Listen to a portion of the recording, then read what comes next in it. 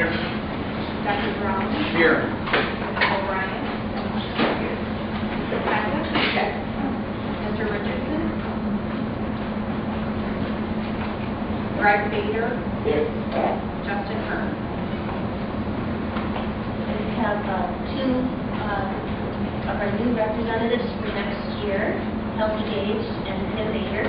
They will be our student representatives next year, serving on the board. Thank you.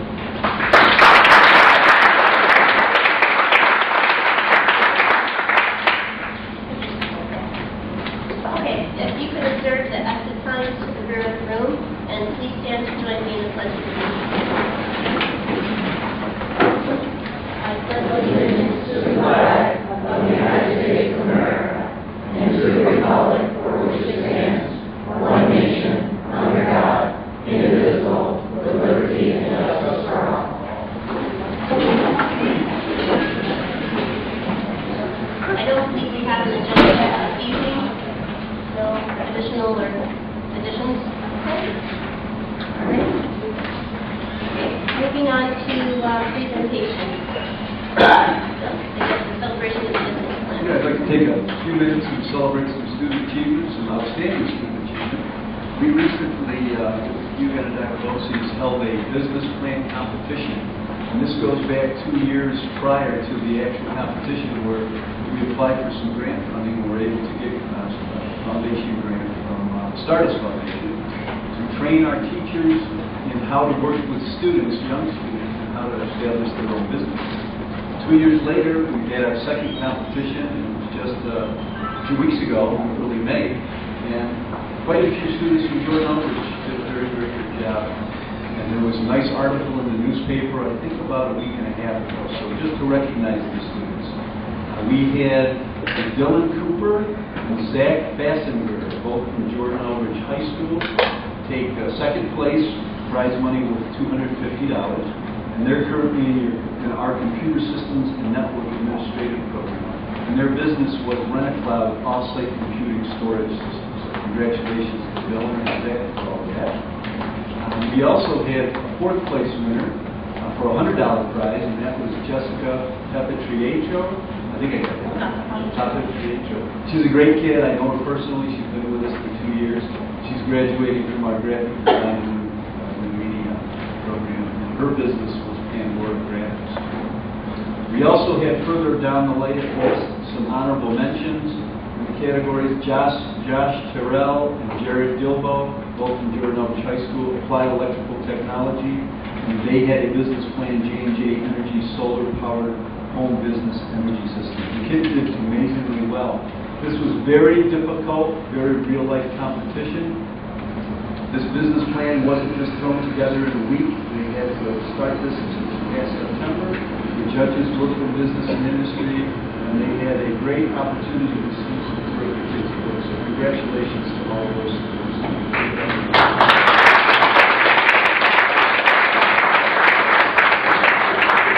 We'll talk a little bit more about two of our other outstanding students from Jordan Outreach.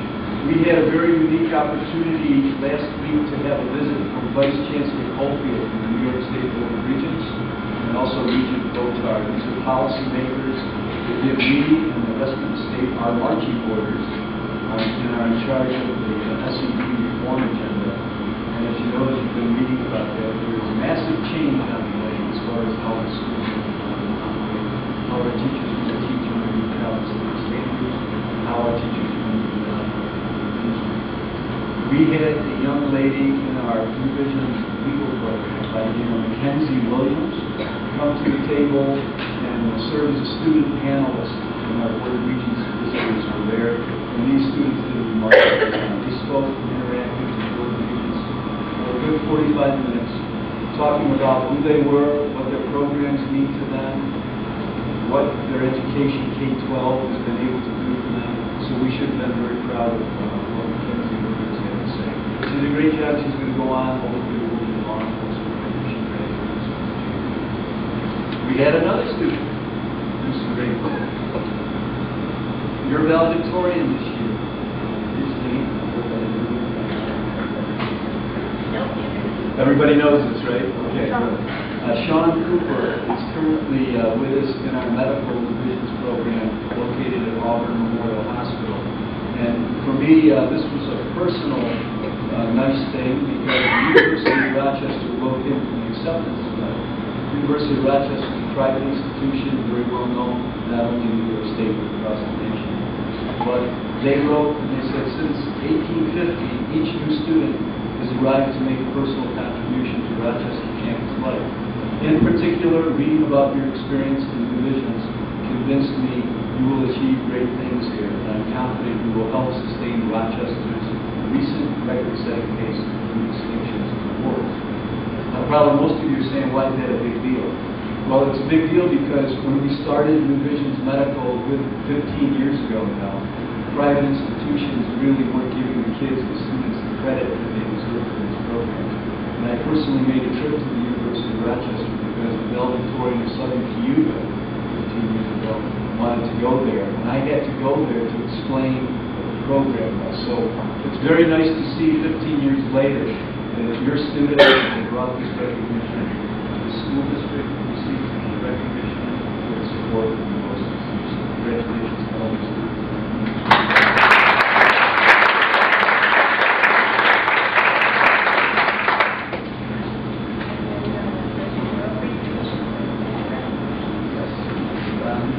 Those that were at the meeting 2 weeks ago or so heard me talk about tenure. It's something extremely important for every school district. It's probably the most important decisions we make as a school administrative team, as a school community, because it is allowing people to come into the organization to really establish the culture of the organization.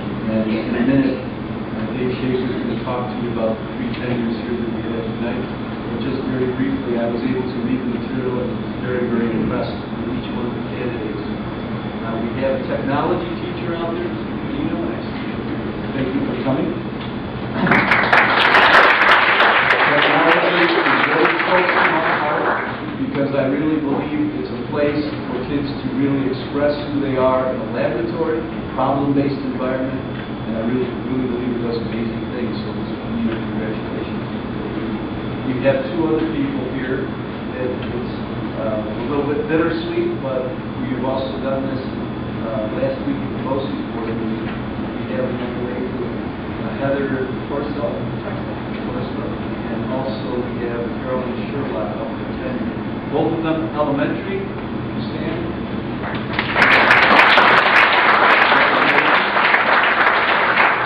The unique thing that these 2 young ladies have done is work with elementary programs, and their programs have inclusion students in them. And for those of you who don't know, I know this because my wife has been an inclusion elementary teacher for 24 years. I hear her stories. She's a great teacher. I'm not saying to differentiate instruction on those multiple levels is a lot of work. You just don't leave at 4 o'clock and go home to do nothing. I appreciate it. This board appreciates it. And very, very distinctive honor and your service. So congratulations. Thank you.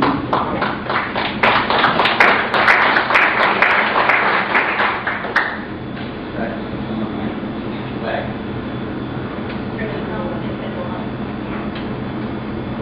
Okay.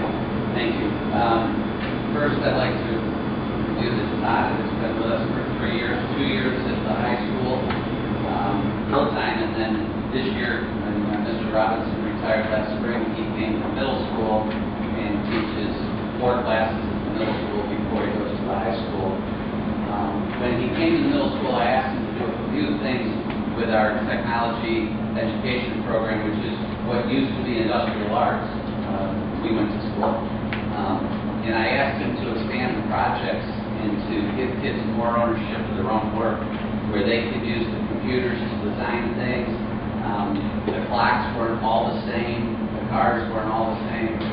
We expanded some of the projects, but the kids got to customize the projects this year, and that gave them ownership of their own work. They were able to, kids with a high level of skill were able to do more intricate things. Kids that struggled to get support. And that went really well. We've seen a great number of really neat projects. and Todd has raised the level of expectation for that class. And kids really enjoyed it. Classroom management's been excellent there this year. Todd makes every unit start with a safety lesson and quiz so that before the kids get on the equipment, they have to pass their safety quiz. When I wrote this, we had not had any accidents all year. We had a cut finger last week. Todd also has written curriculum for the JEBOE6-1.mp4 program. He's traveled to St. Louis with the team and worked summers with Assistant Superintendent Mrs. Horton. And he's also helped out with the tech crew in the auditorium and around school as well. He pinch hit a couple of times for me this winter when I couldn't go to ski club. At the last minute, I called him the night before, and he pitched right in and helped out. He has a strong computer background and is working to integrate those skills with some of the other 8th grade classes. So I really am proud to recommend Todd for 10 years now. Ms. Marcella Heather has taught 5th grade for 3 years. She came as a beginning teacher. Today, I would say she is an excellent teacher. She has grown each and every year. We're working with Mr. Barn, Mrs. Gordon, myself. She's done a fabulous job. The inclusion room is an excellent learning environment for kids this year. I got in there many times, did 2 full 1-hour evaluations, observation evaluations, which were excellent. With some minor suggestions. She did a great job. She's been the sponsor of the Ramsdale Runners Club. She's also was the girls modified lacrosse coach this year and did an excellent job. The girls got much better during the season. I'm very proud to see that. And the kids really took to her coach. They really had a good season. I'm very excited to recommend Heather for 10 years.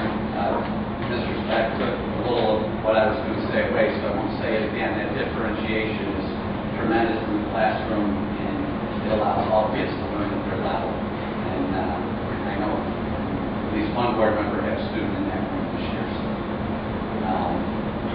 Carolyn Kirpita Sherlock married on New Year's Day this year.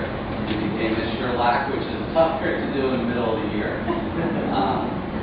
She also had a 4th grade inclusion room this year. Some big personalities in that room, and she did a magnificent job of not only classroom management, but really growing those students throughout the year. She has sponsored the elementary flute ensemble for the first time she's been here.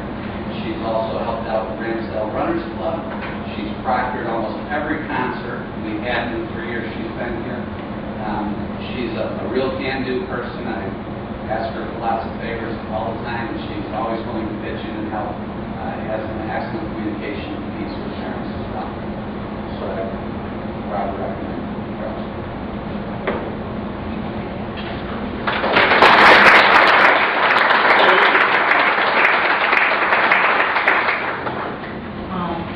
My son has been fortunate to have both Carolyn and Heather for the past 2 years. I think we're very fortunate to have both of those teachers.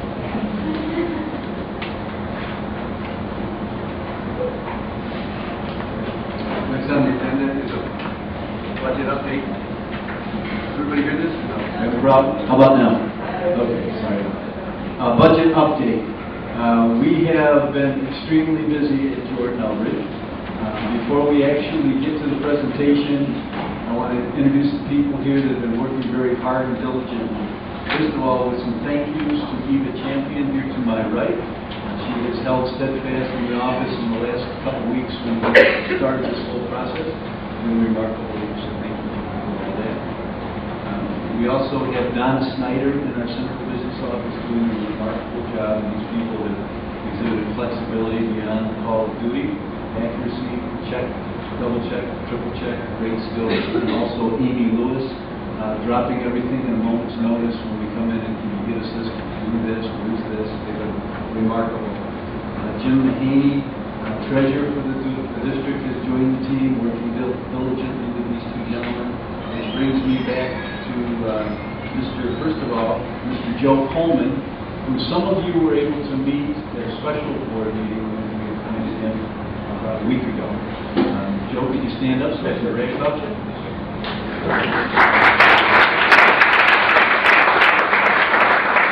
Joe's a young man who started his administrative career in 1974 as a high school principal in Lafayette.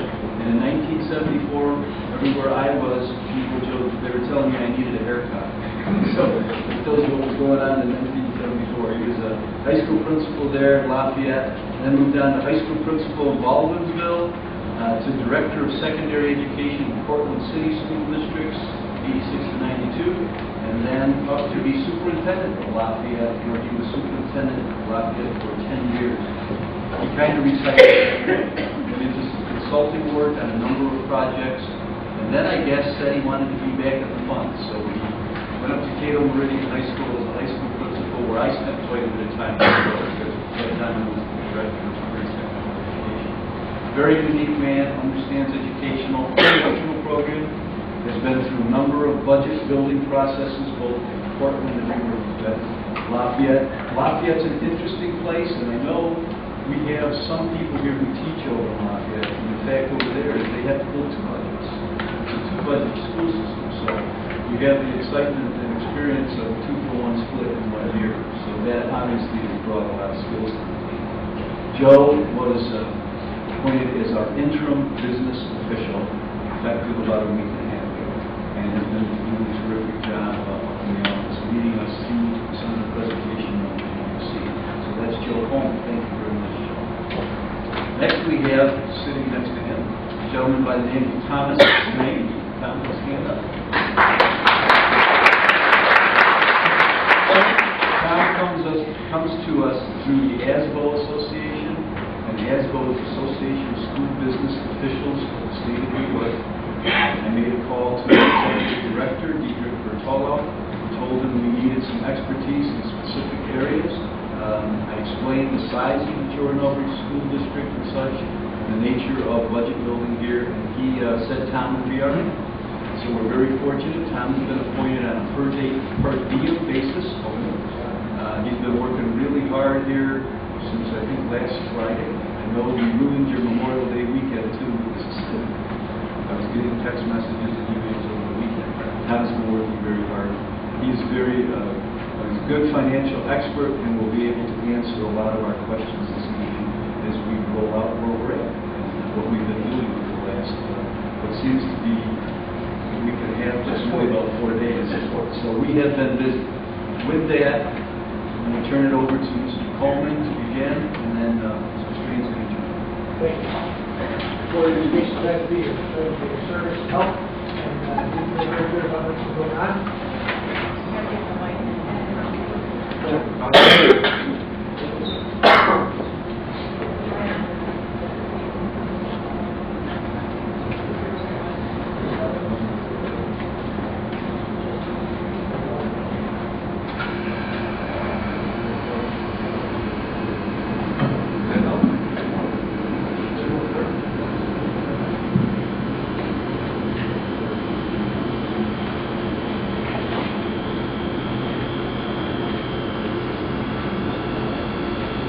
I'm not a Frank Sinatra, so I won't start singing.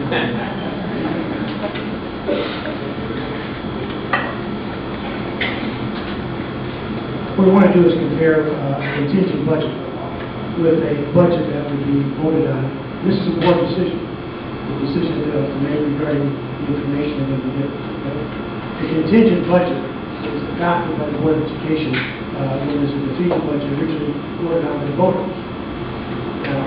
To ensure the continuation of education, the contingent budget includes basic education programs, administrative expenses, pupil instruction, transportation, and debt service, operational maintenance expenses, and everything. But there's some critical limitations. In other words, you can't exceed prior year's approved budget by more than 1.92%. That's critical. In addition to that, the administrative component of the budget may not exceed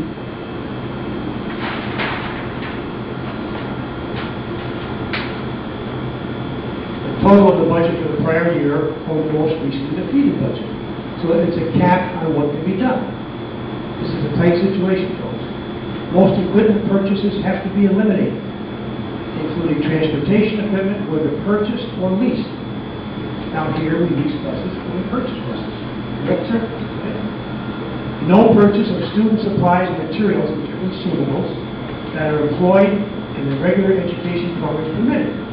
That means athletic supplies as well.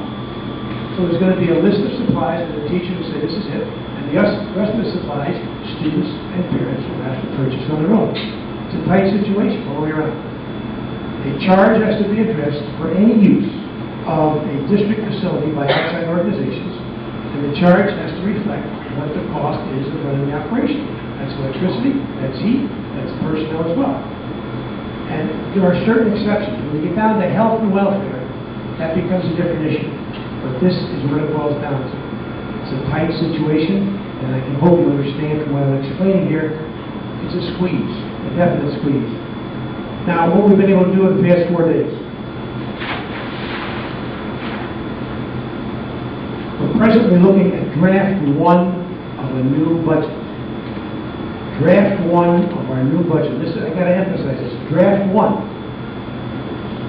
of the new budget has a tax levy of 4.2% increase. I think we got a 7.3 last time. We've worked this, and you're going to say, what the heck are you doing? Okay? Now, this is as of June 1st, 2011. Look at the budget codes. To coordinate state budget codes is what is here as far as budget codes in the program right now. Resolving some differences, okay? Trying to see where we are and what's going on. We have to, in addition to that, review staffing, and this is a work in progress. A work in progress. We're looking at some possible reinstitution of some proposed reductions that were there. We haven't finalized that yet, but we're on a roll that is very positive. And I have to emphasize what Bill Speck said. I'll use a different phrase. This is a SWAT team approach. I said to Tom and Jim Mahaney on Friday, I said, okay, now I want you to lose some sleep, like some other people are doing. I'm going to cut into your weekend. Bill said the same thing in different words, okay? We were working over the weekend, working again, and each night, without exaggeration, from this guy talking to you right now, I'm an insomniac. I was to begin with, but I'm more of an insomniac now with regards to getting this done. The loyalty of the people we're working with is outstanding. It's outstanding. Everybody wants the place to be as good as possible. We're really good. The kids, the community, the staff. Okay, this is what's here. You heard some successes of student situations. We're looking at this from a viewpoint of educational instruction. What is an educationally sound situation to provide the greatest education possible for kids? We reemphasize. God bless you. We emphasize. Right now we're at 4.2. First draft. We have more work to do. It becomes a Board of Education decision with direction from Mr. Speck, okay, what to do, what to get going. If you come to a situation of a budget revote, there has to be a budget hearing on June 14th, okay, and the vote on June 21st. And on June 21st, it's either going to be heads or tails. The public would say yes, or the public would say no. If it's no, then it becomes a continued budget with these limitations you see right here. Sir, you want to add, modify, or delete? I think you did a good job with it, Joe. What I'm going to do is I'm going to let Tom pick it up because I think we're going to have some questions from the board. After that, and if that's good, they have questions from the board after Tom goes Okay, Thomas?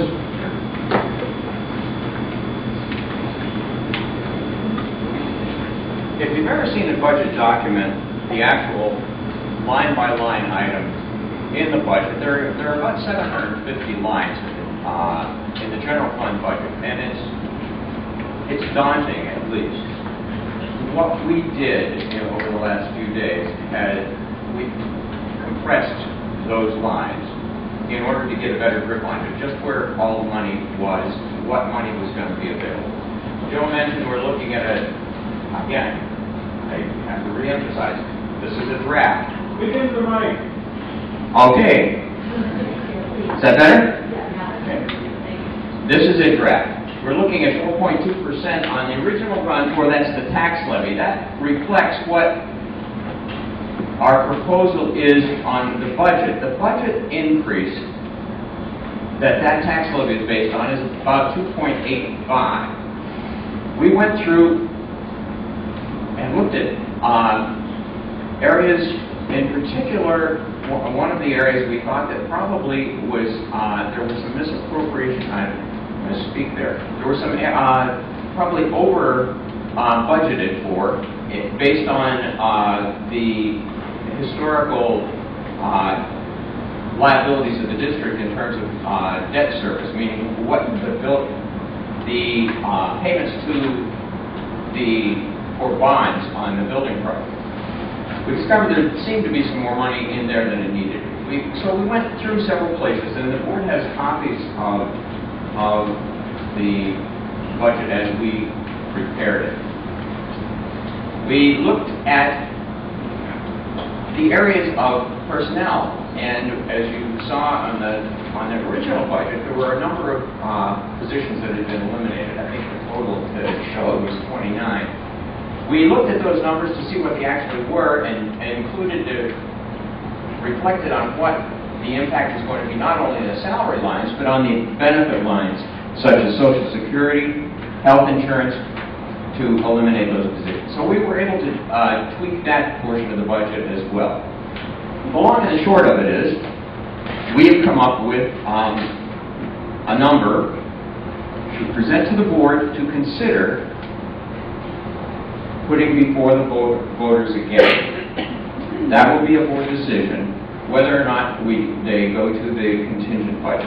If we were to go to a contingent budget, just as Joe alluded to, we would have to cut some more out of the budget. We would have to try to bring the tax levy down, but of course what you are voting on is not the tax levy, but the actual budget. As he said, we would have to reduce that 2.85% increase in the tax levy in the budget down to a 1.92%. We're talking a few $100,000 that would need to come out of the budget still. To go there, we have areas that are required to be pulled out. As he said, equipment. The total equipment budget for the general fund listed there is about $125,000. That includes operating equipment, that includes classroom chairs, teachers' equipment that needs to be replaced. It's not a very big item for when you're looking at about a $26 or $27 million budget. That's a fairly small amount. That would probably that wouldn't get us halfway where we would need to be in order to get it down to the contingent budget level. So we have to, where would we look for the rest of it? Well, in a budget like this, where over half of the overall expenditure is in salary lines, and if you throw in also the benefit lines, you're looking at something on the order of 65–70% of the budget. That's the only place probably you're going to be able to find enough slack to reduce it. That said, we are certainly not done, but we would like the board to consider this, make recommendations to us based on the recommendations they get in terms of program from the buildings themselves, from the building principals, and from input from the teachers and other staff. At that, I would certainly entertain any questions you might have. I will try to be specific. Some information I just don't have at this time. Again, it's been 4 days. Yes? Tom, I'm just going to summarize a little bit before the board can ask you some questions. Sure. Basically, the team has been working on this. Joe's been here a little bit longer, but the full team has been on this for 4 days. We've gone from 7.3 to a 4.2 position. That's a first run on the numbers. There is some possibilities in there of some job restoration from the original, I think it was 29.8. And I know from our meeting this afternoon and prior meetings last week that we're being very conservative as we walk through this double checking, triple checking. I would, and again, help me, I think we're 3/4 of the way there. We still have a very intensive 1/4 journey where we've got to make some decisions with the board's input on whether to go to restore more and keep that figure around there, or restore less and drop the tax levy further. Is that pretty much the summary where we're at? That's pretty much it. And would you agree on that we're 3/4 of the way there, and the fine tuning now is 25% left? I would say that's a good characterization. The other point is, in terms of the revenue side, we've looked very closely at reserves. And as you saw, not only from this budget presentation, but from the original budget presentation, they're pretty much spending down many of the reserves. They went from a committing of about $900,000 that was available last year from the fund balance to $1.7 million this year. As a result of the Comptroller's Office decision, there is also some other funds available that have been freed up that had been tied up in a reserve that we could not touch. That's the Employees' Retirement Reserve. We are allowed to access that to the extent that we have employee retirement liability. We can pay that out. So we have some areas that we still have to look at on both sides of the budget, the revenue side and the expenditure side. But that's it. Yes, sir. Okay. Just before the board, I said that we've been working very conservatively, and what I mean that is this isn't just to look at this year's budget for Jordan Outreach, because we believe we have a few more tough ones ahead of us. So when we talk about conservative, we're looking at what it's going to look like next year and possibly the year after. It's possible we could dump everything and get that down to almost nothing. It would not be wise for this school district, because what it would mean is carry on for a year knowing that the cliff that we just created for the following two is going to be steep. So we have to be very cautious. I think we have to be very conservative. We have to think not only this year's budget, but we have to think about the next two as we complete this in a responsible manner.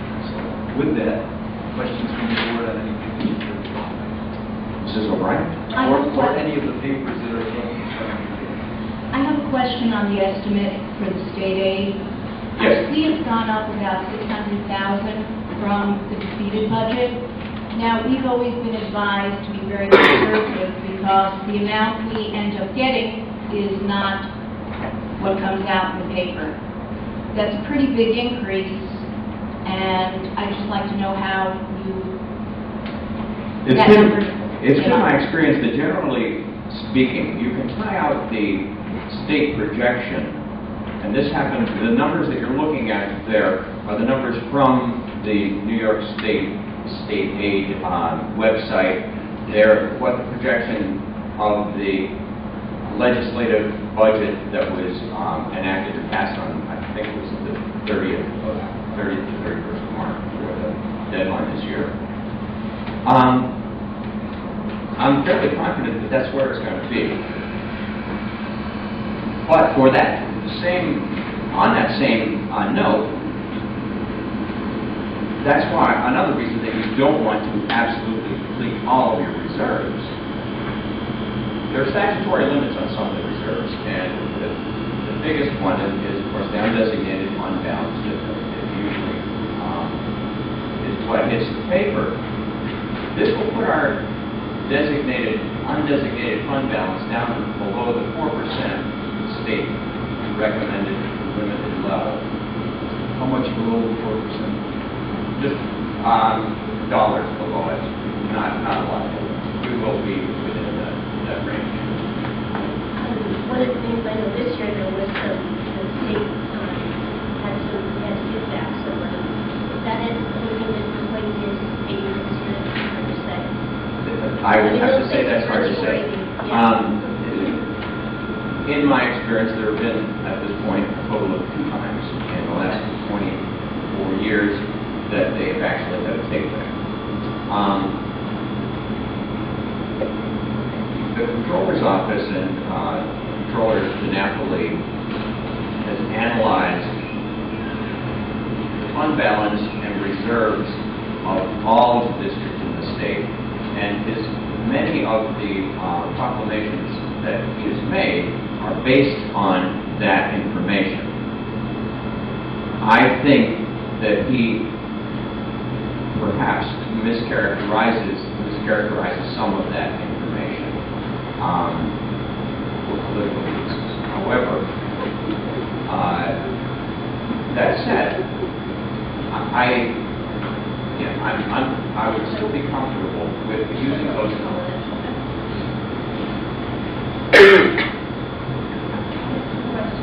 Yes.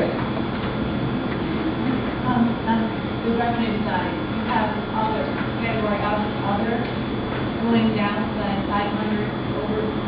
There were a couple of things. Now, as you probably know, there was, as part of the American Recovery and Reconstruction Act, there was money that was made available last year for school districts in order to avoid massive layoffs. And that was a direct federal payment.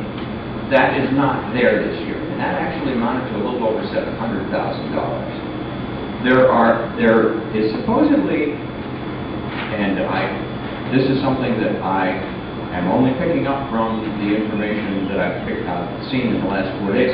There are some job corps funds, which is a fairly large chunk that we'll be getting in, but it doesn't fully cover that. The other category includes such items also as the refund of the prior year's BOCES, funds that the BOCES didn't spend that you had budgeted for and paid for. That's always sort of a shot in the dark. We never really know until the end of the year just what sort of surplus that would be. As both Joe and Bill indicated, we have tried to take a conservative approach to this because we don't want to put the district in jeopardy in the future. But we do want people to know, as well as we can convey, what the financial situation really is. And that is why that has changed today. John, before you talk about it,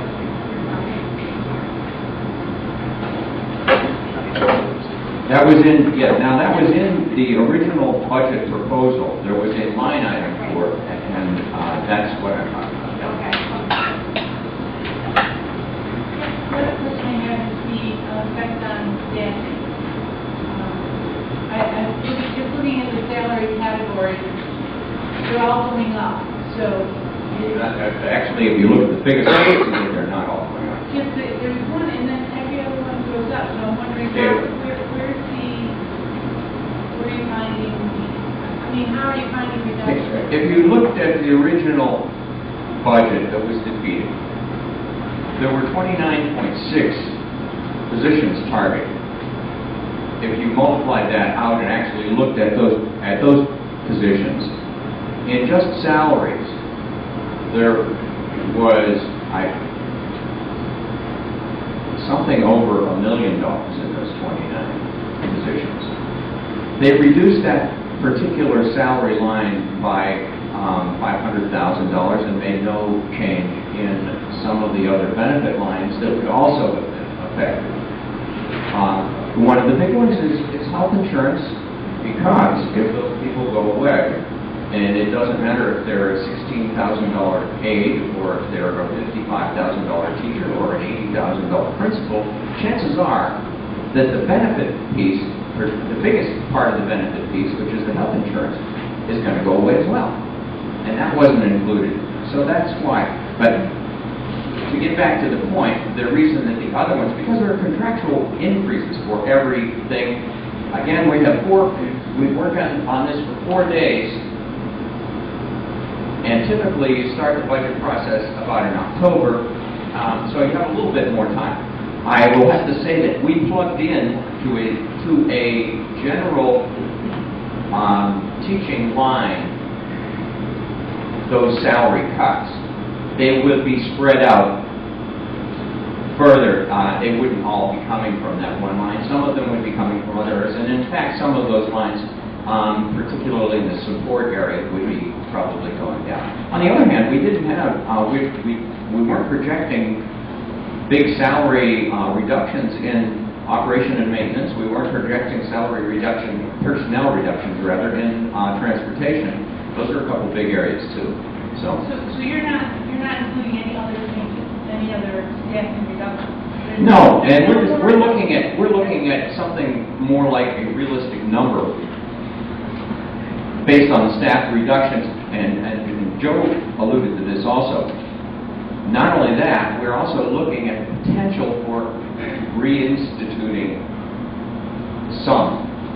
If it was 29 before, we're not going to go down to zero this time. But we're looking at some that just are not going to work. They're just cuts that are not going to work. It will be educationally unfeasible to make those cuts. So yeah, that's kind of a net number.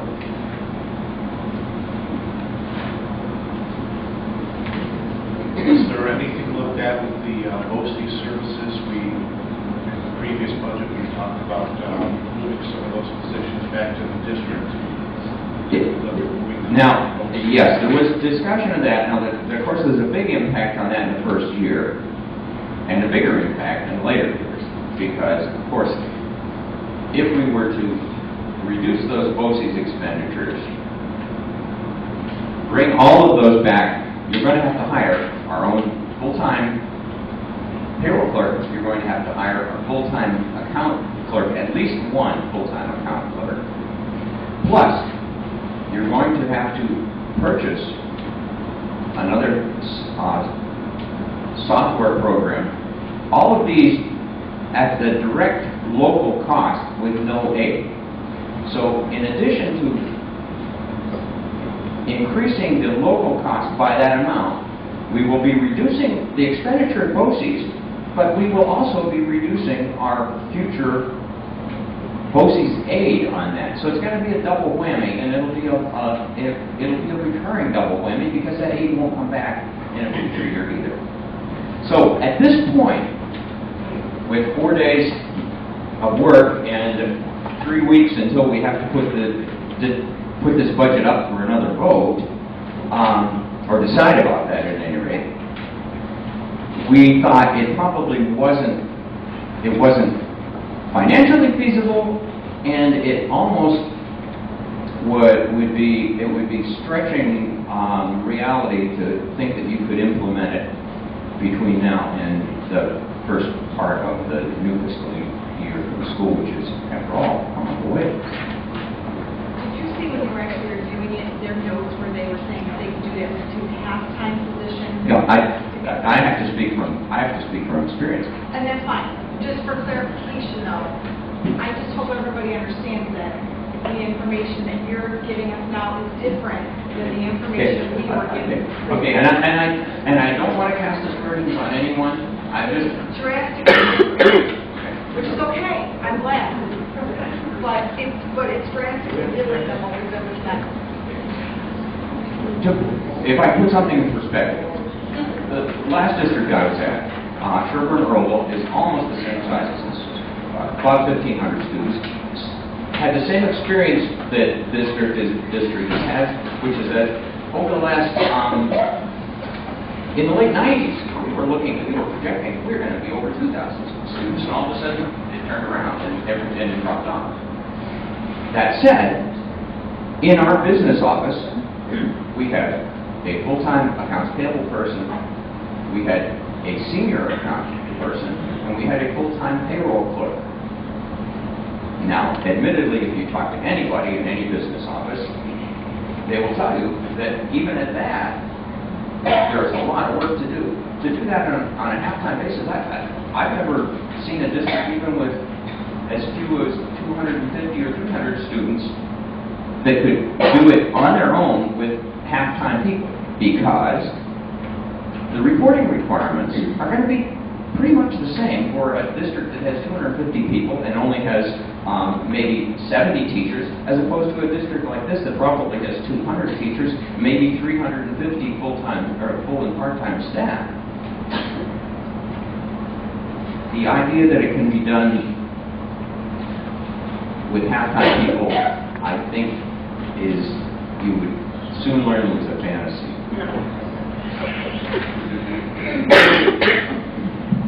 I got a question. How do you come up with other in each category? I just can't understand how the other would be different. You know, some of the others are like $7,000 different. Some of them are the same. Okay. You're looking at the expenditure budget itself, where the first line is the salaries. The second line is other. And what I've done in that area, and again, this was 2 reasons. Expediency was one, and generally the digestibility of it was the other. Because on some of these lines, for instance, if you look at the 2110 line, and I don't know if I put the function code in there. But it is the instructional line. There would be teachers K through 12, where we have, I believe the number was $5.7 million or something for salaries. Well, the number below that includes all of the supplies, all of the equipment, all of the contractual obligations, and the BOCES expenditure. Those are the reasons that in that particular code, there is a ton of money in those lines. If you look at another code that may only have 2 or 3 people in the salary line, we might not have any BOCES obligation in that line. We might not have any equipment. That's why it's that way. When we present this budget to the board, when the board to actually, and I don't think that we're asking you to adopt this tonight. When we come back with a budget that we would like or would recommend that you adopt, we will be breaking out these numbers for you, and hopefully with fewer than 700 lines, because again, that's just a little incomprehensible. I hope I understood that. I hope I answered it. Thank you.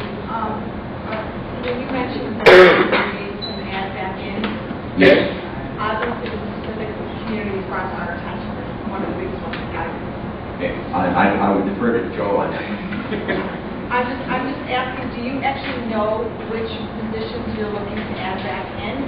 Is French included in that? Is guidance? Where is your level positions? I'm looking at education and I'm looking at human mentality, which you shouldn't do because the reality is right. You say what's what. That's what I think.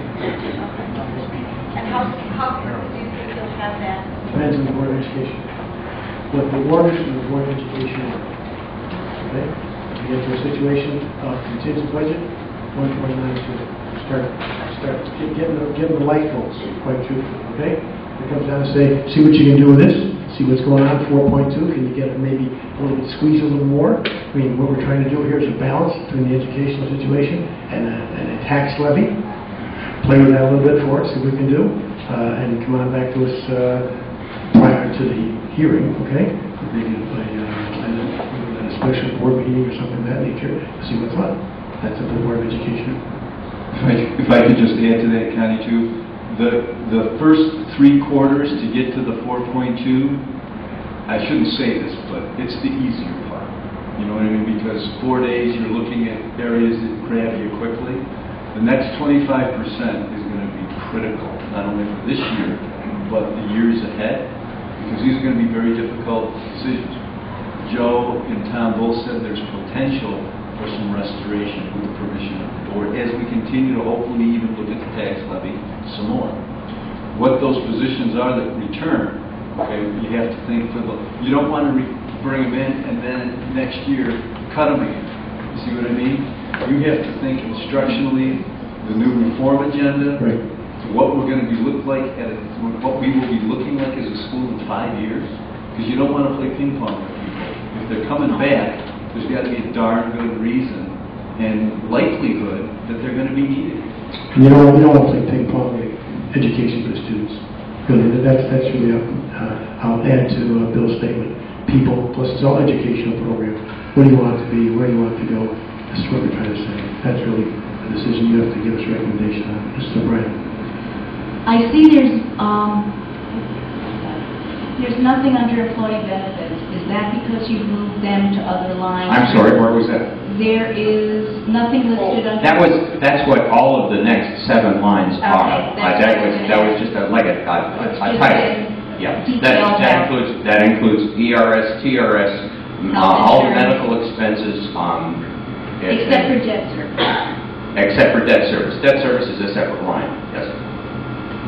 And just for clarification, and maybe Joe wanted to, the 1.92 is actually higher, correct, than what we delivered to the community No. before? It is not. No. The 1.9, again, we're talking about the budget. The budget that was delivered to the community before. Okay, the tax levy. Okay, it doesn't have to do with the tax levy. The contingent budget has nothing to do with the tax levy. If we went to contingency, It would be 1.92% on the budget and whatever tax levy that generated. right, I understand that, but it was delivered to us that the tax levy would be higher on contingency. Okay, there's 2 things about that. First of all, there is a commissioner's, oh, thank you. It was delivered to the community, that's why I'm... Okay, first of all, if they said that, I see that they have that in there, it's wrong.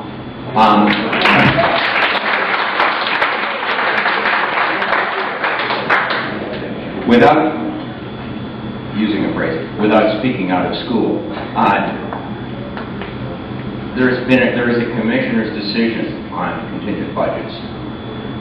The budget increase in a contingent budget cannot exceed the budget that was defeated, and it cannot exceed the prior year's budget by more than 1.92%. It cannot exceed the defeated budget. It can at all. Okay. Well, that's why if you're looking at this and it shows a percentage increase on contingency of 5.24 as opposed to a 4.70. That's erroneous. Well, I think we knew we couldn't do it, but what we were trying to get across was the contingency number would have been higher. We knew we couldn't do it because of restrictions. I don't see that. If you take 2% of the budget, you're looking at roughly $500,000. And so if you add $500,000 to 26,357, you got 26,857. You're talking about $1 million, almost $900,000 less. So, now again, I wasn't here during that time. I don't know how they came up with that number. Maybe they were manipulating, and I use that word judiciously.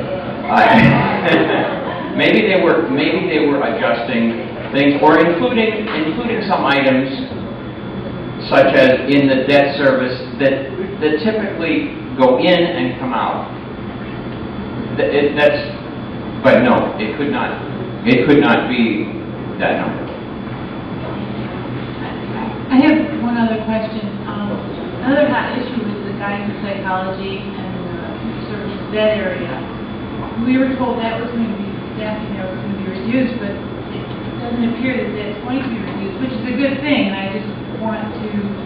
The draft itself, okay, is a situation that's in progress, okay, working at it, and I can't give you this is in, this is out, that with that, okay. I've had initial discussions with the building administrators as far as what to look at. There has been a discussion with us, okay, a discussion with Sue Gaughton in the same situation, and these are being incorporated into our ongoing process of looking at numbers and working things. The difficult thing with that is, Diane, there's a group of people here, and I'll guarantee you, all of us will have different priorities. There's no question about it. Because we're unique people with special interests. What Joe and Tom have to do, and myself and the administrative staff, is look for the long term, for core program. As hard as that sounds, That's what this state is leading us to, this core program that these guys. So we can have some What's core programs made of? core program means the basics that the new reform is going to expect us to support. For example, there are budgets downstate that may have 5 levels of German, French, Italian, so forth and so on. They're not as independent as our central New York State schools are, and we may be looking at just core mandated programs. I didn't mean to pick on the foreign languages. Don't take that. I just used it. From the current budget to the original defeated to the first draft, there's no reduction, all of it goes up, which, in my opinion, is a good thing, because that's one of the things that, like you said, everyone's got different priorities. So what I'm saying is, we were told we were going to be reduced in that area, and... Again, I think, we took all of the reductions off of one line that would have been spread out among other lines, because we frankly didn't have time to do the line by line. And again, if you look at the instructional piece, there is an actual reduction in that line, in that salary line for general teaching. All of that reduction won't necessarily come out of that line. So if we were to go down through and pull another area, maybe special education, although I don't think we're hitting special education, there might be something there. Or if we went through and looked at the business office or the central office, maybe we're going to have a reduction there. But for purposes, pretty much for bottom line purposes, to give an overall projection of what we're looking at, we did this subtraction from that one line. Okay. I don't know if I'm making myself clear there. Like, for example, the nursing, for the nursing service salaries, we have to have a nurse at every campus, correct? No. We do not have to have a nurse at every campus? Is it in our best interest to not have a nurse at every campus? It's the best interest from the health and welfare viewpoint, but I believe you can have aides available that are trained in that type of situation as well. It has to be looked at. Okay, so when we get the finalized scenario on this, we will get all of that. Yes, ma'am. Yes, ma'am. Remember, this has been the work of 4 days that really should be 4 months. We're really under a tight timeline. We're going to meet those timelines, I guarantee you. But what we need is direction from the board tonight, and I'm sure that when we get to the public to be heard, there'll be some input on this and which direction that we want to go. Will there be time to have either a budget committee meeting or another special board meeting next week to there will be time to do whatever we want to do to make sure that this happens. I mean, we are willing to do that. The timelines are posted right there. That's our window of opportunity. That can't change.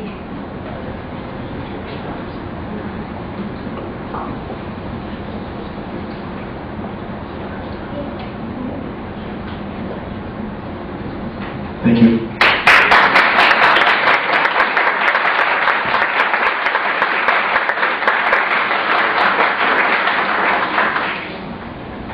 Okay, moving on to a discussion on the parochial school transportation. I know Bill was talking to me about this last night, and certainly our policy, we've been talking about updating that this year. And If I could just say a few words and then get some feedback from the board on this issue.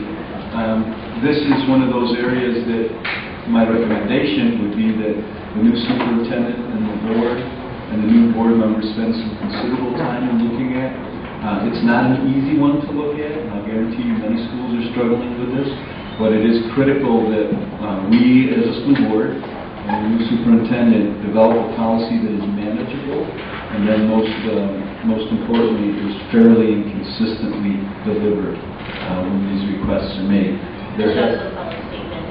And follow state mandates. So this is not probably a quick conversation for the board.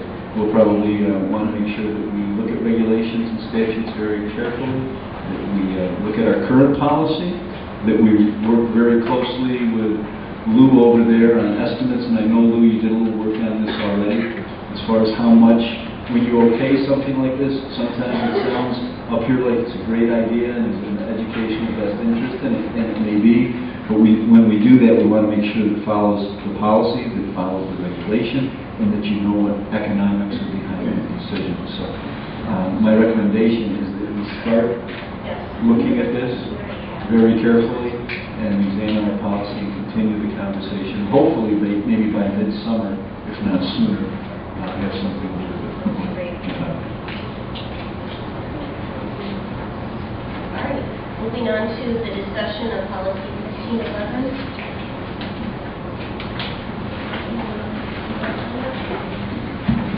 Yeah, I think it's time to revisit policy 1511, especially item C as far as public comments, questions.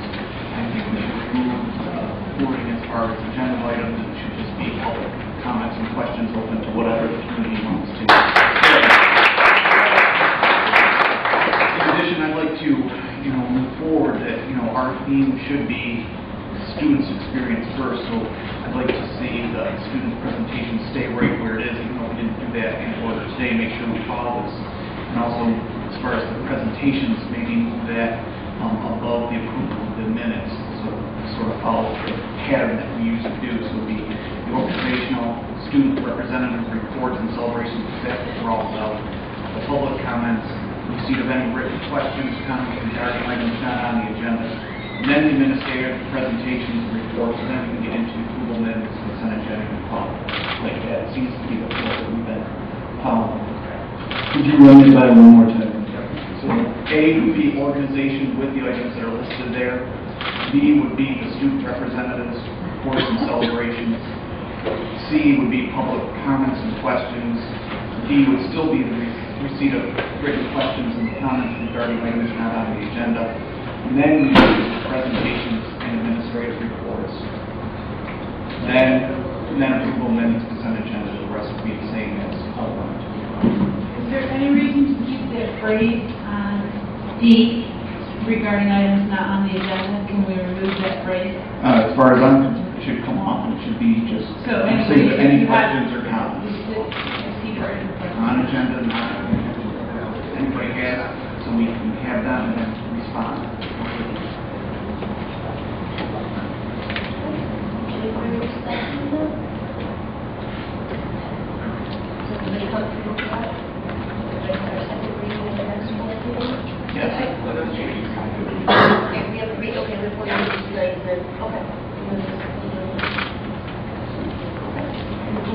Well, I was almost thinking, we have the presentations and the administrative reports, and I'm almost thinking our staff is here from very early in the morning, and they wait around, most of them, to give presentations if they are. I'm thinking they maybe should go after the students' reports and celebrations. This way. I think it's important for the public to see what's going on in the staff as well as our presentations. And other times we've had, people have had to sit through waiting during the questions and miss the opportunity of.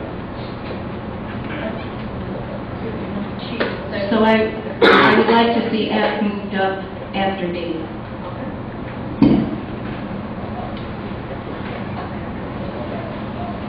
Anything else? There's the related policy about meetings, and we talked about having the word regular or special because it says that it's related 3,200 community involvement, that the public shall be afforded time to speak at each meeting.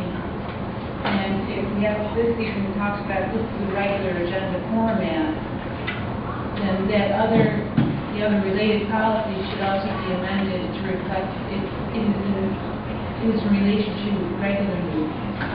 Right.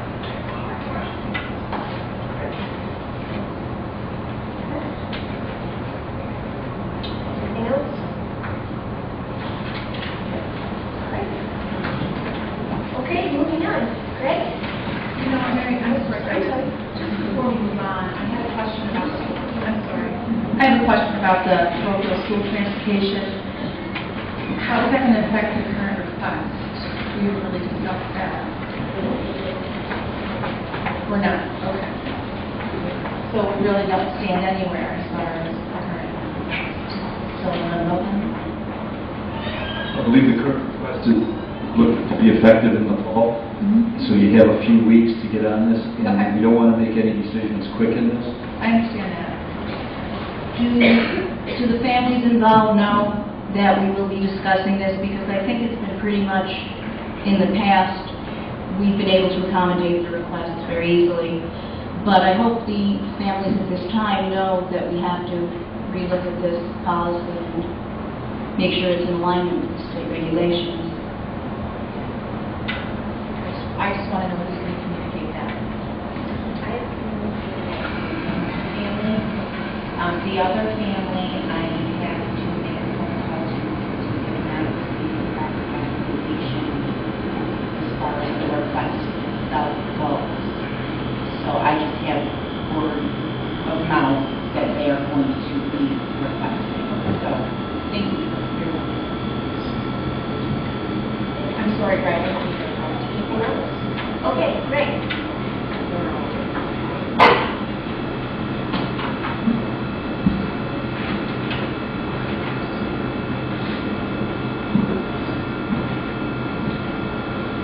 Good afternoon. It's been a busy end of the year, and it continues to be a busy one, especially for me being a senior. So I'd like to start off my first celebration. The new yearbook came out. We just got them actually last Friday, and they came out beautiful. A year like no other, the entire of it.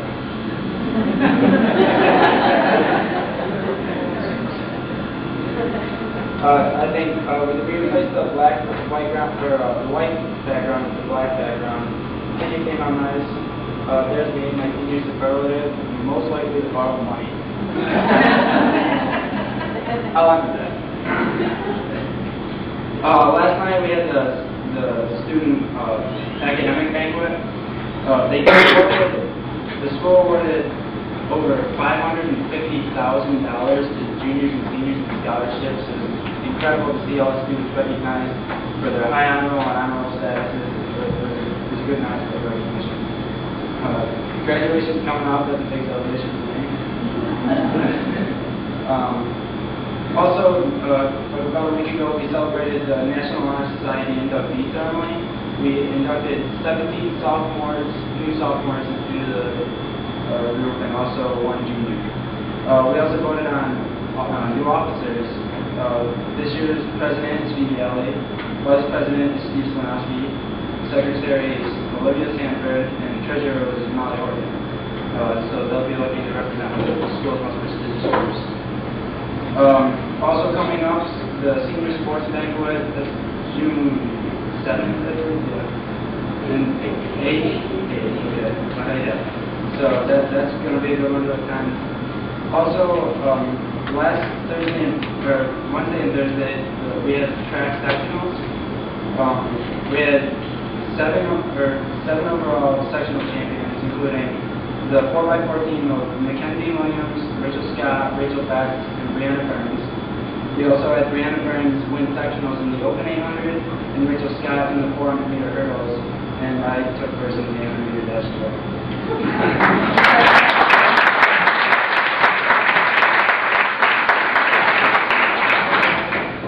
Tomorrow is actually our state qualifier meet. We'll be competing against the best of the section. We're also taking on Steve Slanowski in the 3,000 meter steeplechase and Jack Google in the 3200. So wish us luck.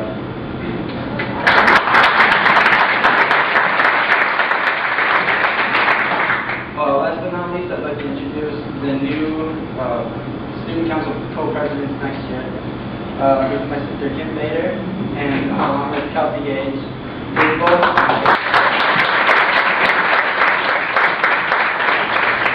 They've both proven themselves very capable. Kim was the vice president of her class. And Kelsey, I've worked along with. She was secretary of student council as well. So they've both shown that they're capable of leading next year's, student body, and I'm glad that they get to represent. So good luck next year. And to close, I'd like to just thank the board thank you for being so receptive to me, and Justin, I speak for him, couldn't be here, but it's been a blast, sitting on the board with you guys. We learned a lot. Thank you guys very much. Thank you.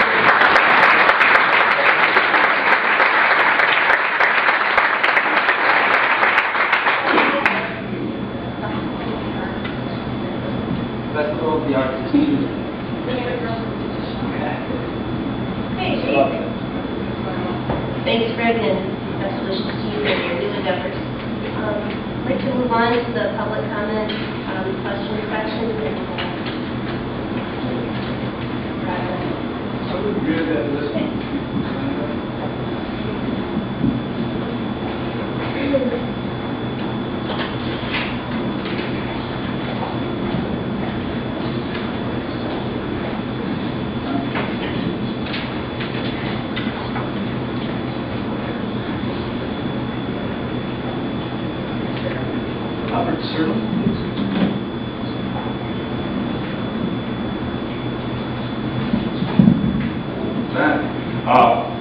I'm going to change what I was going to ask first and say I congratulate you all for making the public comment again. I think it's a great idea.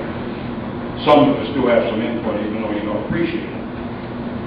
Secondly, I'd like to really commend you without having any armed guards out in the hall.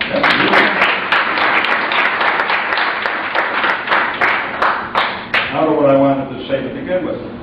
A month ago tonight, I believe, 3 members of the board castigated the post standard. And I'd like to ask them, did they ask for retraction to be printed or a correction to be printed? Yeah. Did they? No. No, I did not. Did you ask them and they refused? I called to contact and asked for a copy of the tape, and it was refused to give to me. They don't release that information. I personally called and spoke with the editor. He told me that they do not release copies of audio tapes. They don't even release them to the police. That's what I was told. You could probably confirm or deny that. So therefore, I really didn't have any copy of the tape. And my only recourse that was given to me was to write a letter to the editor. Did you do that? I did not. Last week in that, I think the paper did a fantastic job of keeping everything that was in the press in the public. And I think that's why we're mad I'm at very it. thankful for that. Well, it didn't sound like it the last time I was here listening to you. You didn't hear what I said, then, sir. What I said was I was misquoted at the questions that were asked. I don't have any problem with what was uncovered by the Post Standard. I'm grateful for it. Well, it didn't sound like that to me, and obviously it didn't sound like that to a lot of other people. Post Standard said. What I said was I was misquoted in the Post Standard. Well, my only finishing comment is we have to understand why the press is given the latitude it's given. The founding fathers knew that was what drove the king in England out of the continent. The little guys downstairs in an oil lamp, written the little newspapers to keep people informed of what was going on. That's why newspapers have the latitude they do today. I went to school to be a journalist. I'm well aware. Okay, fine. Then you do agree with that. I agree with the fact that the press should print the facts. Okay, thank you. Should. Next we have Terry Henschel.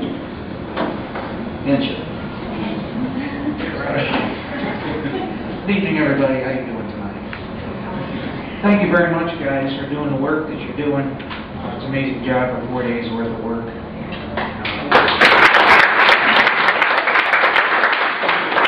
I'll be very interested to see what else you can dig up and uncover. You alluded to the possibility of some reinstatements. Although, obviously, nobody can give specifics as to what areas, I think everybody would like to hear a general number. Would it be 1, 2, more than 5, less than 5? Not dealing with any specific areas, but just a general number. I wish I could give this a close number as possible. The best I can say right now is a generality. Looking at restorations, okay? Is this going to be 29 and we come back to it? No, okay? What can we try and take a look and see what can happen? And I'm looking first with the principals with regards to the educational situation and a better answer for that if you get it. I'm not dodging the question. It's a solid question. That's the best answer I can give you. More than one.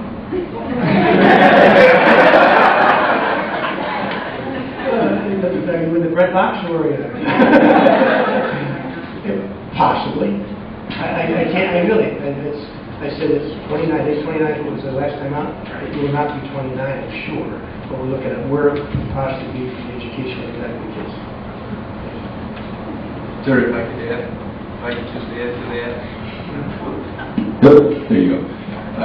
The issues are that 4.2%. We could restore 15 positions if people were comfortable with driving that percentage up. The reality of that probably is not good. The reality of what that will do to us next year is definitely not good. Because as you know, what the governor is proposing is going to be stiff cuts, not just for this year, but future years. So Joe's not dodging the questions. We really have to look hard at what we believe the reform agenda is going to mandate so that we don't do this thing ping pong with people.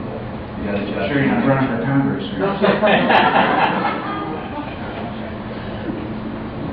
Thank you, Dr. Geralman, for the 1511 introduction. I think everyone here appreciates that. It's what I've been fighting for the last few months. And I think it will go a long way towards restoring a little bit of public trust for it. Also, the fact that the armed guards aren't here, I think that's excellent. I didn't see anything on the agenda, though, as far as propositions or anything eliminating that. Is that something that's going to be, I mean, you voted to have them come in. I would think you have to vote to have them go out. Terry, I'd have to look into that. Yeah, I think it was an expenditure. But again, I don't know exactly. I had to research if there was a resolution. There was a resolution, but I thought it was because it was an expenditure, because we have to approve the administrative expenditure. We did have, you're correct, we did have a resolution for that. Whether we have to have one to take them off, I don't know. Because, I mean, it was a surprise to everybody here, obviously a happy surprise, but I didn't see anything on the agenda, so. Let's hope they don't have to get paid because we didn't pass a resolution. Exactly. I think the resolution was just on how much we were paying them. We didn't stipulate the time We frame. didn't. There's no how long time we frame were on going to that. be paying them, like we do on per diem employees, not to exceed X number of days.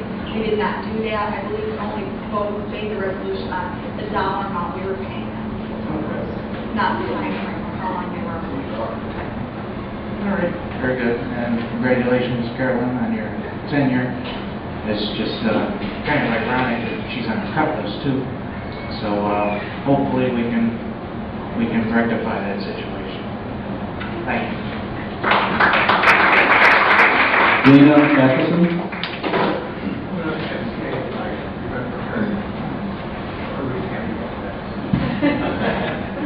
Glenn Fryer?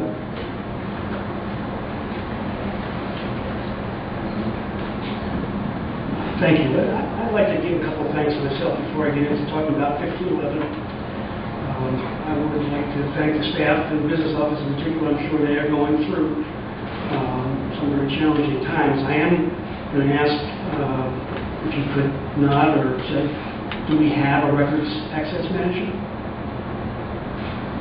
Are you talking retention records? No. Records access? Oh, for FOILs. Because as I looked at my minutes, the deputy was Russ. So I'm still waiting for my request. I understand that. There are, with permission from the board, I'll respond. Now that I've been directly a little bit more involved in things, our first priority is that timeline on the budget there, Mr. Fried, and I understand that this has been going on a long time. Don't get me wrong. And I will be patient, but you need to understand I've been complaining about that for a long time. Can I finish? Yes. The priorities have to be done first, and then that budget figure and that decision has to be taking place. Even I have had some conversations about getting things organized in the areas of FOILs. It's a very complex issue. It does involve our legal counsel, because some of them have to be reviewed by legal counsel. A procedure is being put in place, hopefully by the end of this week, to start accessing that. Then, once letters are sent out to people, there's the actual harvest of some of the data. Some of these have been very complex FOIL requests. I'm not dodging the questions. Just this is going to be a very difficult task. It is receiving some attention. And I thank you for that. I'm just making the point that we need one, and we need a deputy. And I've been troubled by that for a long time. The President has been aware of that. The board is aware of that. And I didn't realize how long the board was aware of this, but it goes back to December with some official complaints about accessing records. So I understand about priorities. I'd also like to thank the teachers, congratulate them.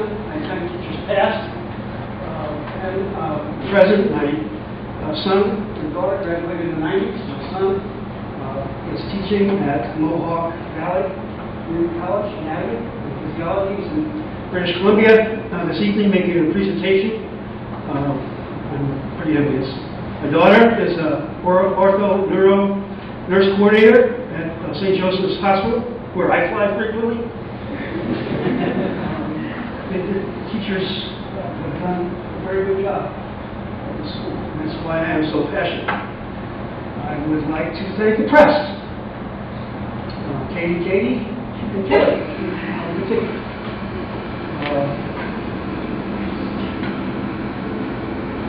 still don't know why you were so angry with the events that unfolded. The contract was something that we knew about. You knew of it. 6 of you voted for it.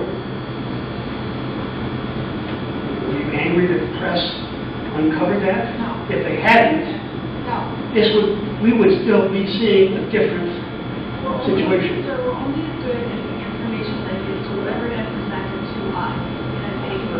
And once again, I'm going to let you know that there have been long-standing concerns about those two people. And we have been researching them. I'd like to thank the two distinguished gentlemen. Mr. Strand. Mr. Strange. Sorry. Appropriately named. I would recommend that Grant Stephen thinks it would amount to even a drop in the bucket that you requisition all the caffeine and no dose. It's a day in 4 days. And now I'm going to start with 1511. I do so by taking the quote. Gentleman, which was a 20th century Spanish-American philosopher. His name was George Santayana. And he was quoted saying, "Those who cannot remember the past are condemned to repeat." In respect to the principle, last week you said you think the corner has been turned. And I think there are some people who think that. I'm not one. Particularly in light of what we heard tonight, there is still a considerable mess to clean up. And if we don't deal with the past, as Mrs. Hamer wrote in the Eagle, we won't have a future. Well, some things are perfect, and I think there's a corner to turn. Well, we are far from turning. And if we don't recover the past, and correct the things that have taken place, we will simply bump off walls. If one position is saved, your unanimous vote to adopt that budget was shameful. Don't tell me about you can only act on what information you have. You have fiscal responsibilities set forth by the Education Department and the Commissioner of Education. I sent them to you, President Alley, and to Dr. Zacher months ago. I suggest you read it. It addresses not only the fiscal responsibilities, but the ethical responsibilities. I'm passionate about it. I want to turn the corner. But we will not. We will not if we don't address the past. Thank you.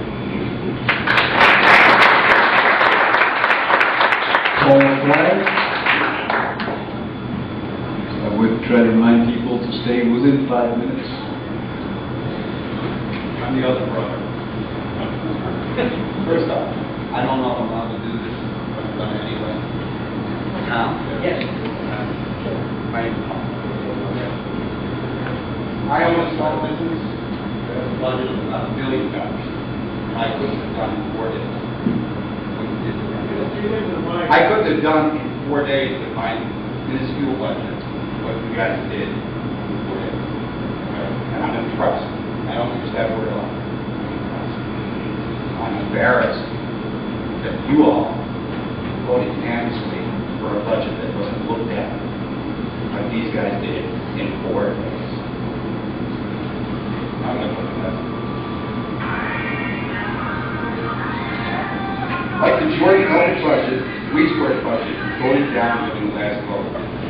Weedsport budget, Weedsport district, however, seems to be taking a different approach to getting their new budget passed. Weedsport embarked on listening sessions and other activities designed to engage the voters and found out why they were displeased with the budget. The local papers applauded the Weedsport board's effort to take responsibility for the vote and to listen to the residents. While the past year has been dramatically different in 2 districts, I think we can learn from Weedsport. Listening to residents as opposed to telling residents what they can and cannot speak about is a crucial first step in the right direction. Tonight, this board is approving the minutes of 4 meetings at which the public was not allowed to speak. Policy 3220 expressly states the public will be allowed to speak at every meeting of the Board of Education. Perhaps if this board spent more time listening, the residents, students, and employees of this district would have a better idea of where they stand next year. I don't want you to think that all elected officials spurn the citizens they represent. Recently, Maureen Doyle and I met with Senator DeFrancisco. Yesterday, Senator DeFrancisco introduced legislation that will allow the recall of publicly elected officials. This legislation will allow the citizenry to recall any elected official at the state or local level with the exception of judges. I'm hopeful that this bill will become law. No other community will be held hostage from being This letter is not written by me, written by David Zane, and that is shameful. Thank you.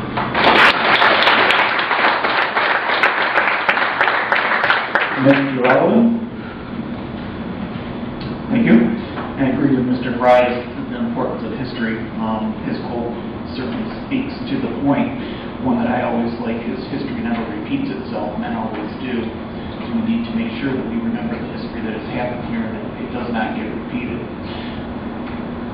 As I do with my patients, we look at the patient's experience and always put that first. I want to make sure that we move forward here at Jordan Elbridge that the student experience comes first. I have a lot of students here tonight and at all these meetings throughout the past year. And I was wondering if there was some way that we could work together as far as if someone can't hear any of us or something like that, develop some better way than maybe even just screaming out that use the mic or whatever it needs to be to try and keep some decorum and set good examples for the students as are here, because if they were in their classroom, they certainly wouldn't be doing the same type of thing. So I don't know if there's some way that if anybody has some great ideas, you wave your hand or throw your ear or something, but screaming out. I'm just wondering if there'd be a way to move this whole process forward, keeping the student at the center. What is the good example that we can set for the students that are here so they can learn from all of us, parents, board members, teachers, administrators that are here, that we all lead by example. So if anybody has any great ideas, come up or let us know. But I mean, I'm thinking that yelling out probably isn't the best way. I was taught to put my hand on my ear like that if I could not hear, and that would be a signal to the person who is speaking to speak up. And I would suggest this. Anybody else have any ideas or used any techniques in the past that have worked, Mr. Pryor? I've seen it work very well in video teleconferencing rooms when you're transmitting over wide distances, where there's a microphone, you have one for two individuals or one? The one where you simply touch it when you're ready to speak, and you touch it when you're ready to stop speaking. It's got to be the mic. You do this, and you're not be seen. Technology is great. You just need to look into it. Something for all of us to consider, because whatever decisions we make, whatever actions we have, I think from this point we should always keep the idea that the student perspective and the student's experience has to be our ultimate priority, and we have to lead by example. So if we can come up with things and use that throughout the rest of our meetings and from here forward, I think that would be in the best interest of everyone. So thank you.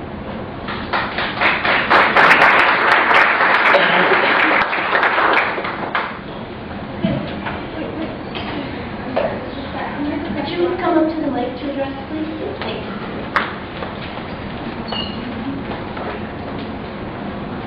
I apologize. I didn't sign up. I didn't have a question until these two nice gentlemen gave the presentation. What my question has kind of been bugging me for a little while now, and I don't really understand it. We were told originally that Jada was approached about about taking a pay freeze. And we were told that the response was no. We do know that in West Genesee, the teachers did agree, I think it was West Genesee, that the teachers did agree to a pay freeze. Since that budget was not approved, is there any possibility of reapproaching them and asking them again if they would be willing to do that in order to salvage more positions? There's always that possibility. We do have an assigned negotiator. The negotiator did ask that once, and it was declined. We can always ask for it. Okay, thank you. All right. Moving on, for approval of the minutes. Could I have a motion to approve the May 4th meeting minutes? Diana? Erica? Any discussion? All those in favor? Opposed? Abstained? Motion carried. Penny abstained. Could I have a motion to approve the May 13th minutes? Diana? Connie? Any discussion? All those in favor? Opposed? Abstained? Motion carried. Penny?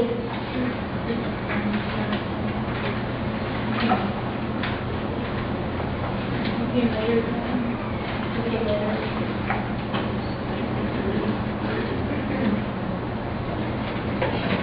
You can wait, but if you're still there. Yeah, it was probably just after roll call.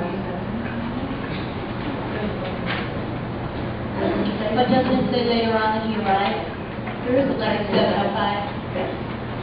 Okay? All right. Any further discussion? Okay. All those in favor? We're both first. It's just Penny's abstaining, correct? All those in favor? Opposed? Abstain is just Penny. Okay. Moving on to the May 16th minutes. Can I have a motion, please? Connie? Diana? Any discussion? All those in favor? Opposed? Abstain, motion is carried. Penny? Motion is carried. Could I have a motion for May 18th, please? Michael? I'm sorry, Brian? Erica is the second. Any discussion? All those in favor? Opposed? Abstained? Motion is carried. Could I have a motion for the May 27th? All right. Penny's abstained from the May 18th minutes. All right. Could I have a motion for the May 25th minutes? Roger? Connie? Any discussion? I'm abstaining. I need to say Mike? Connie? No?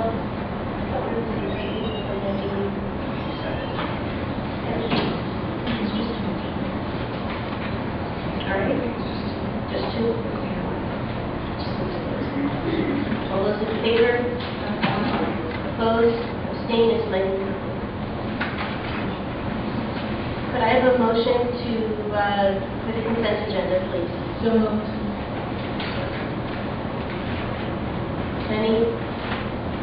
And Brian? Any discussion? Do we have somebody to take the school district extracurricular activity treasurer role?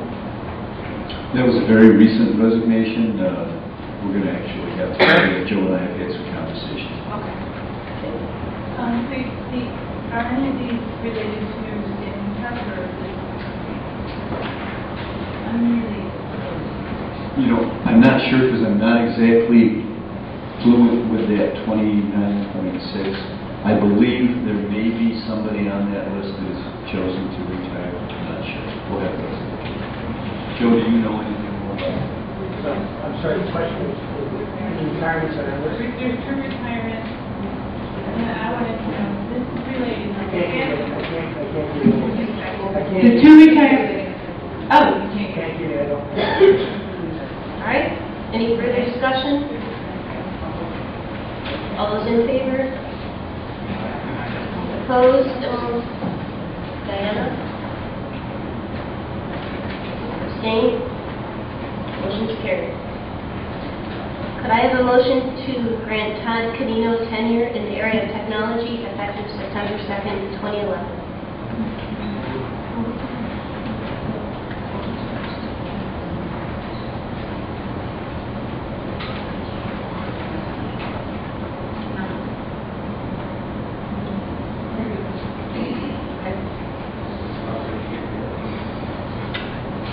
All right.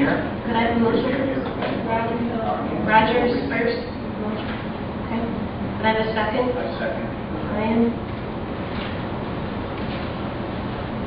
Any discussion? Congratulations once again. Thank you guys.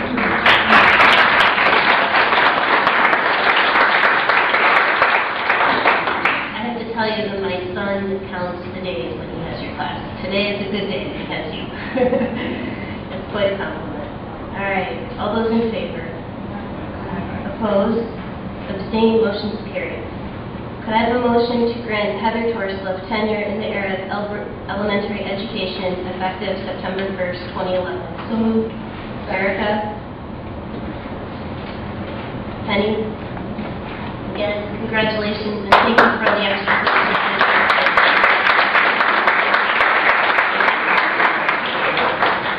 And thank you very much. You did a wonderful job with the girls' modified lacrosse. All those in favor? I know that. Yep. Opposed? Abstained? Motion is carried. Could I have a motion to grant Carol Sherlock tenure in the area of elementary education effective September 2nd, 2011? So moved. Dr. Michael? Penny? Any discussion? Again, congratulations. Thank you for everything you've done.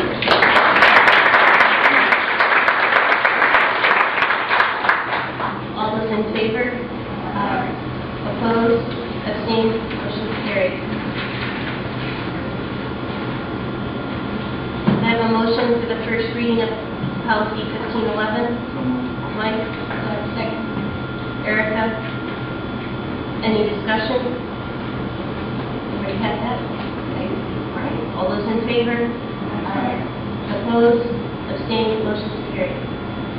You could just notice the calendar of events going on. I know Craig brought up a couple of things going on. The Colada concert on July 7th and the Ramsdale Middle School course on the 9th. Okay. We do have a need for executive session to discuss the employment history of a particular person, leading to the appointment or employment. Could I have the legal counsel? Yes. Could I have a motion, please? Erica, second. Brian, any discussion? All those in favor? Opposed? Abstained? Motion is carried. Meeting adjourned to executive session at 8:40. We will not be conducting any further board business after executive session. Thank you.